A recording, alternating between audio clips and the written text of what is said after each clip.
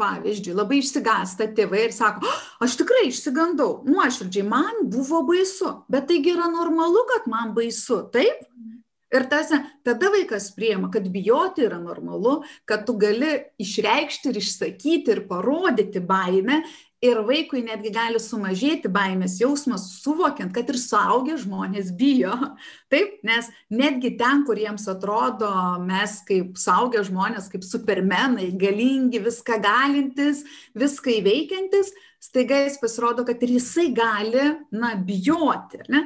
Tai vieniem vaikam gali atsirasti, kad tada visko aš bijau, tada viskas jau man yra negerai, kiti kaip tik įgyti drąsos.